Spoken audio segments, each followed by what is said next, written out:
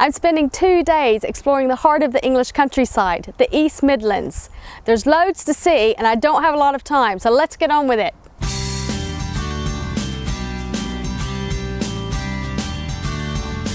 As I approached Nottingham Castle, I was nearly assaulted by a man in tights. It's the legendary Robin Hood, of course. And while nobody knows for certain if Robin Hood actually existed, we do know that Nottingham Castle does. It was built in the 11th century by William the Conqueror, and while much of what you see today is actually a 17th century mansion, just behind me there are the remains of the original castle foundations.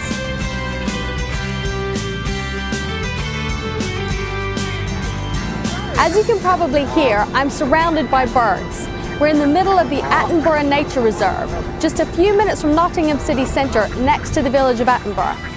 There's more than 226 hectares of beautiful wetlands to explore here. You could spend hours exploring the Attenborough Nature Reserve, and best of all, it's free. But crucially, don't forget your binoculars. We're in the Peak District, declared Britain's first national park in 1951.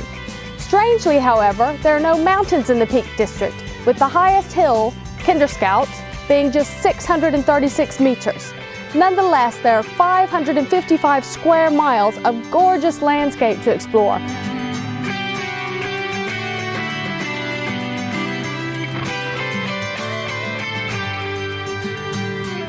We're at the National Space Centre in Leicester.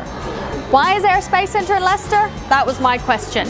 It turns out Leicester has been vital to the international space missions for more than 50 years. You can easily spend a full day at the Space Centre. There's loads to do. You learn all about the universe and the solar system, you get to check out loads of new rockets, and you can even launch a mission to space to discover a new planet.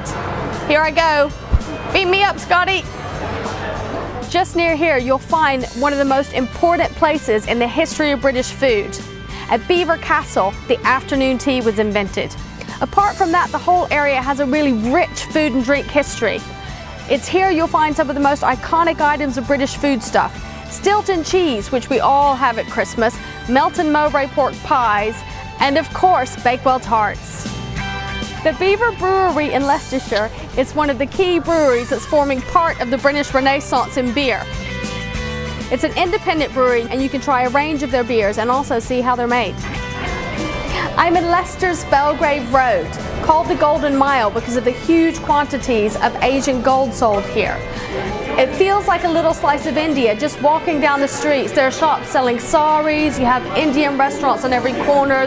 Unfortunately, we just missed Diwali celebrations which took place last night.